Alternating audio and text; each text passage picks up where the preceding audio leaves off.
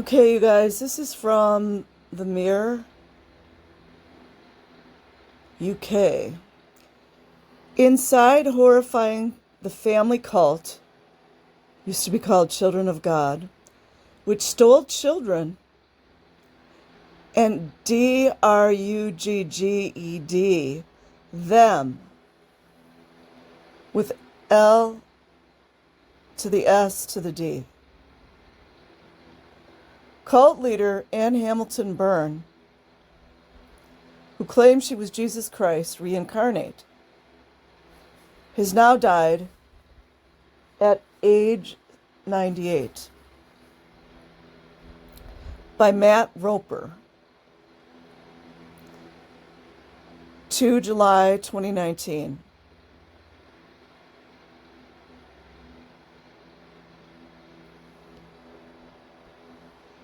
Look at those kids.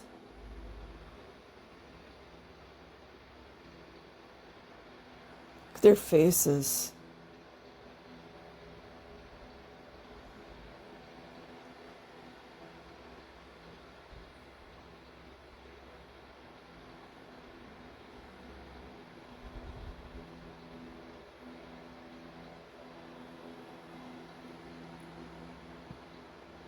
Hamilton Byrne raised 28 children as if they were hers. Right.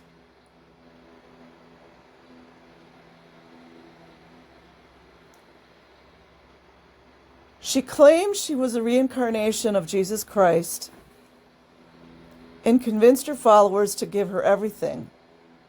Their homes, their money, and even their children. Huh. Where have we seen that before? Black magic, anyone? But Ann Hamilton Byrne, the leader of Australia's most notorious cult, died a mere human in the palliative care unit of a Melbourne nursing home, a frail 98-year-old who had suffered from dementia for many years.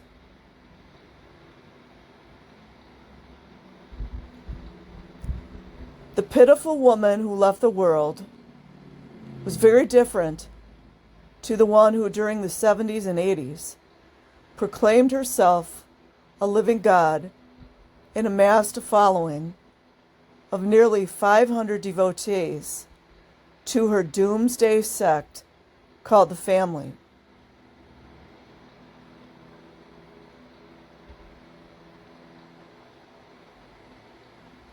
This seems a little different than Children of God. I might have overspoke.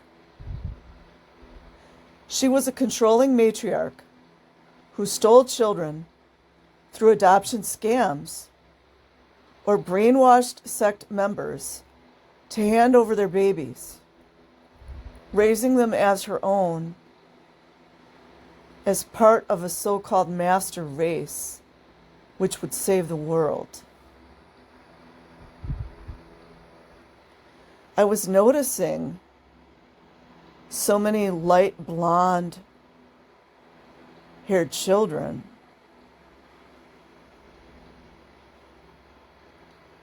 Does that remind you of anything, anyone?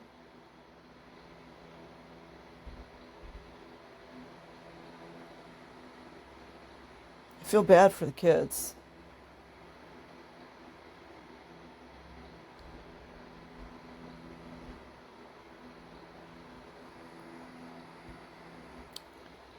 Hamilton Byrne wanted to create a master race that would save the world. Where have we heard that before?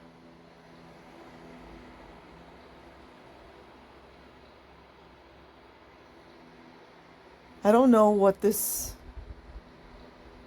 I grew up in horrifying cult with Merc, DRUGS, and spaceships to Venus.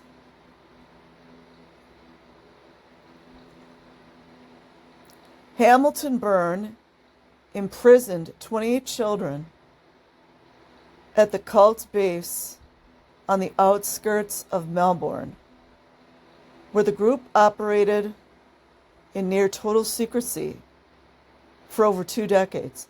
Wow, isn't it crazy how none of these authorities can find these guys? Crazy how that works.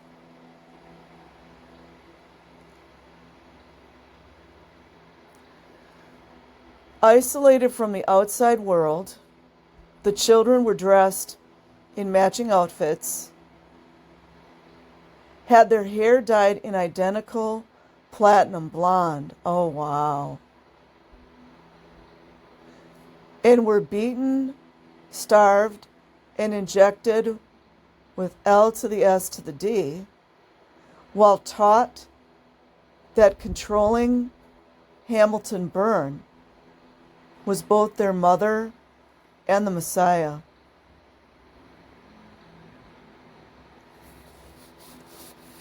When the cult was finally exposed, right, and the children rescued because of a rebellious teenager, the world was shocked at the cruelty they had suffered at the hands of a woman they believed was their biological mother.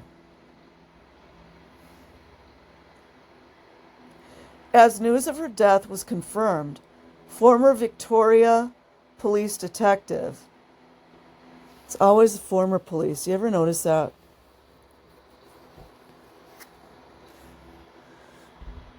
I'm trying to give you guys a hint. Former Victoria police detective, Leigh Dayman, who led investigations into the cult, said Hamilton Byrne had left a trail of broken lives, ruined people.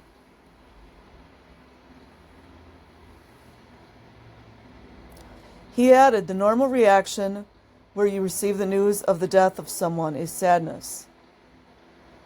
It's quite the contrary for me. Ding dong, the witch is dead. The lives that she affected and her evil deeds, I shed no tear, not one drop. She has never expressed any remorse for her crimes. Huh. Where have we heard that before? Incredibly, though, Hamilton Byrne never expressed remorse for her crimes. And when once asked why she started the cult, which subjected children to such shocking mental and physical abuse, replied, because I love children. That sounds very psychopathic.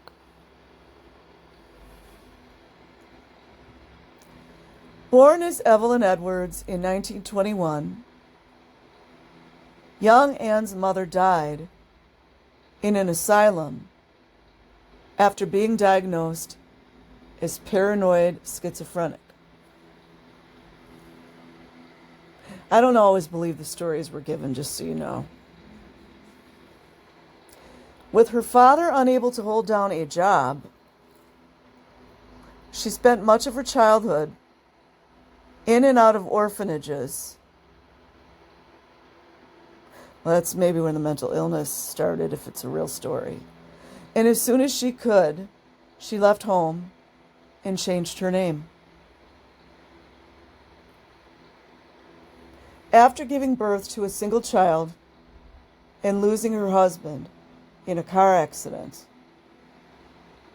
Hamilton Byrne took up yoga and was drawn to its connections with Eastern religion.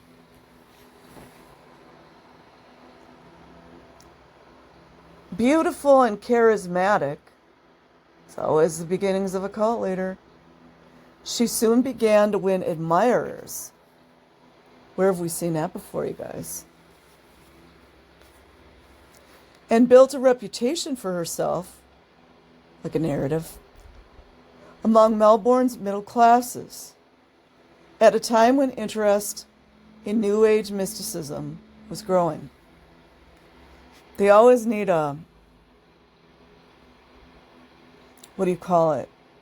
something to lure people in. In 1961, Hamilton Byrne and her new partner Bill met physicist Dr. Raynor Johnson, who later told how he was captivated by a charm, writing in his journal that she was unquestionably the wisest, the serenest, and most gracious and generous soul I have ever met. That was an act, obviously. It's that virtue signaling, you guys. The charismatic leader, what do you call that?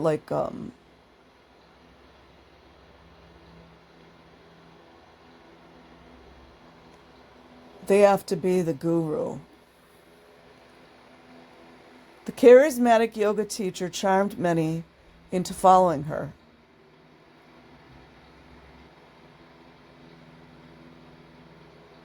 Oh, it is the same family. It's the same one, you guys. Children of God cult leader told followers to celebrate God in huge SORGIES. By the way, that's with children as well, just so nobody gets confused.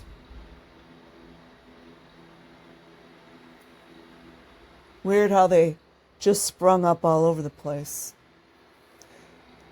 The two experimented with L to the S to the D, and Johnson introduced her to doctors, nurses, and lawyers who began to look to the charming yoga teacher for guidance.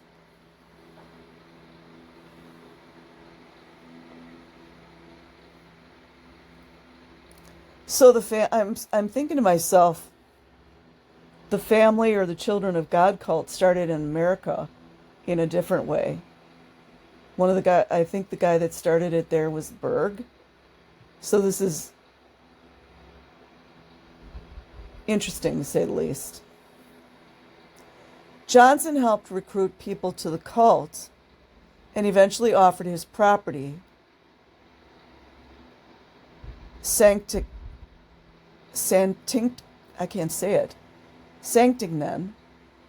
on the outskirts of Melbourne, as their headquarters, building a lodge on the grounds for group meetings and discussions. And she probably had him around her finger as well. But let's see where this goes. At weekly meetings, Hamilton Byrne delivered her message, a mixture of Hindu, Buddhism, and Christianity, to her followers. I just want to interject. I'm not going to go too deep, but so the story is that her mom was a schizophrenic. Her father couldn't hold a job, and that she was in all these orphanages. Just all I'm saying is just pay very close attention to these stories. That's all I'm going to say. You'll see the patterns. Spellbound by her claims that she was on the same level as deities Jesus Christ, Buddha, and Krishna, they were soon completely under her control. Later, under the influence of L to the S to the D, Hamilton Byrne claimed she had a vision and declared her mission to adopt children. It's always so convenient, isn't it? They always go for the kids. So she could create a master race. Oh, we never heard that before, have we? To save the world from the upcoming apocalypse.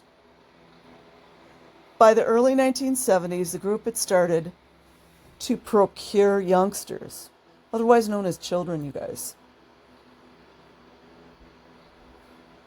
Some were the offspring of members of the family, but others were stolen or falsely adopted. A task made easier because many cult members were doctors, nurses, and lawyers. You guys know what else? What other networks are in the hospitals? Just think about it.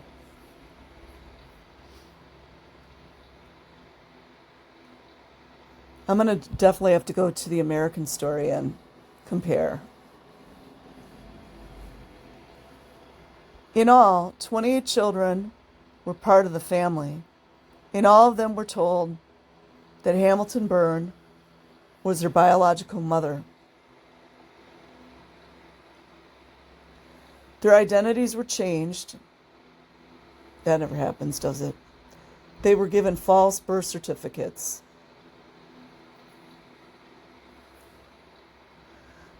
The children's last names were changed to Hamilton Byrne, and their hair was dyed blonde in an effort to convince them all they were actually related.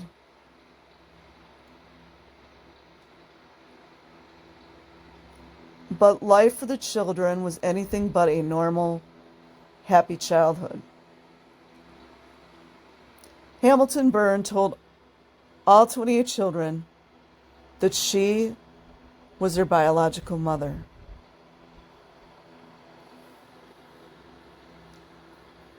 Sarah Moore, who was born into the cult, remembered how female members, called aunties, would look after the children. Sounds like Scientology, except they don't call them aunties. Look after the children, grooming them to make them look as identical as possible. She said, I think one thing that she wanted was lots of little children. Little perfect children in perfect little dresses with perfect little blonde hair. Narcissist much?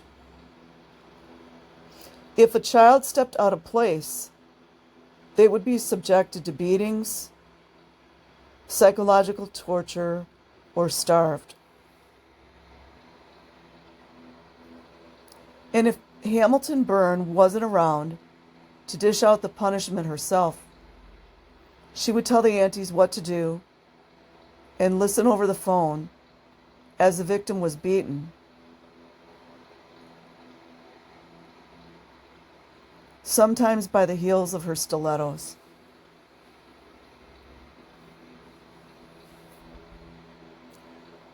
Once the children reached adolescence, they underwent a bizarre drug-fueled initiation ceremony. Initiation ceremony. Can't help but think of Diddy and all the other stuff going on in Hollywood, in which they were given a dose of L to the S to the D and left alone in a room, only receiving visits from Hamilton Byrne or one of the cult's psychiatrists. Huh. Where else do we see psychiatrists, you guys? Oh, wait, MK Ultra programs. Must be a coincidence. The children were regularly piled with L to the S to the D and other dangerous substances, and were all also given regular doses of Valium to keep them docile until they turned 14.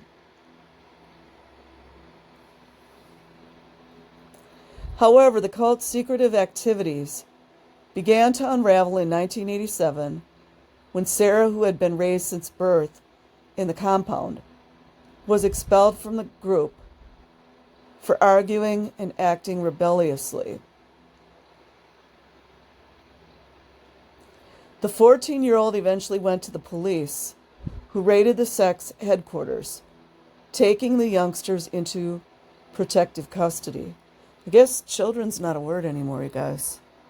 Well, I mean, maybe I'm being a little too hard on them. They don't want to use that every single time. Unaware that their lives were any different to those of other children, they screamed and tried to fight off their rescuers after police stormed the compound.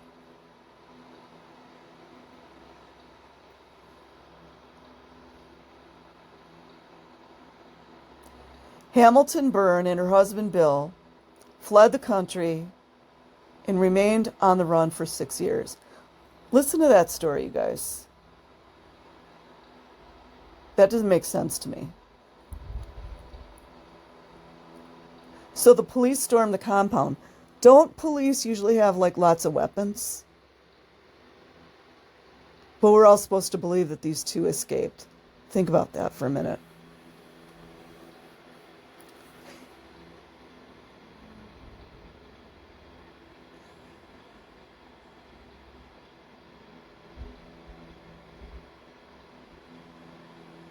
So here we've got U.S. Marshal. Oh, maybe they went to the United States. Hamilton Byrne and her husband, Bill, were arrested in New York. Don't you guys wonder what they were like, kind of money they were living off of?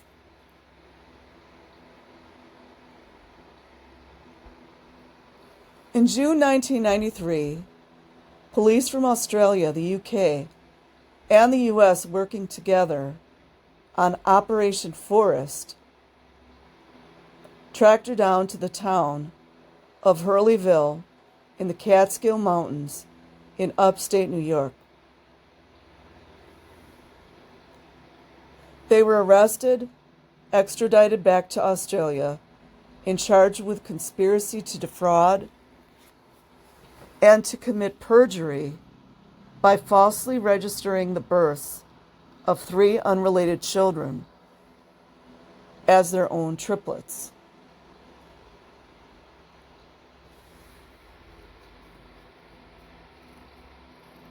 Didn't they falsify all of the birth certificates? Oh, wait, now, you guys, it's coming. Surprisingly, though, they served almost no jail time. It's a surprise, you guys. And were only ordered to pay a fine of £2,700 for making a false declaration. Way to get them, you guys. Are you seeing the patterns? In 2009, 2 of the cult's victims received compensation from Hamilton Byrne, but just as some of the other victims attempted to pursue her through the courts, she was diagnosed with dementia.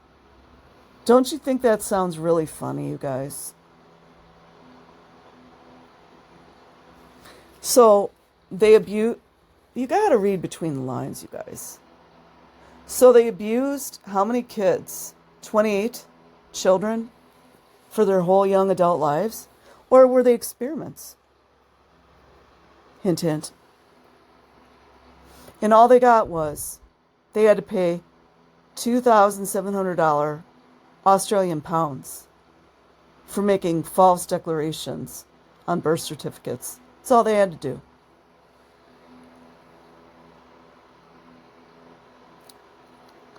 And then she was... So apparently, 2 of the cult victims must have sued them and then got some compensation. And now all of a sudden she's got dementia. I mean, she might have, but by the time she died, she still had an estate worth as much as £5 million, Australian pounds, whatever the Australian money is, through money and properties given to her by cult members. Interesting.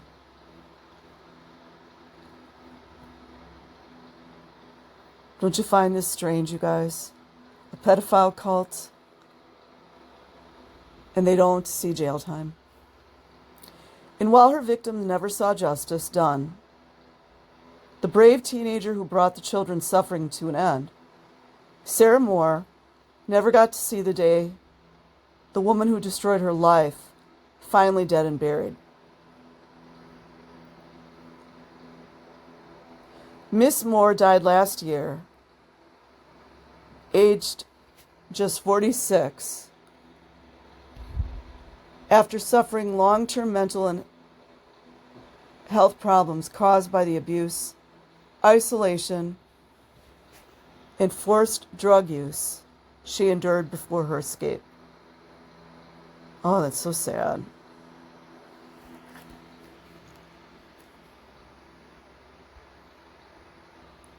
I didn't know it would be such a sad ending, you guys. I will leave a link in the description box. Like and subscribe if you choose. Otherwise, have an amazing day or night, wherever you are. Peace.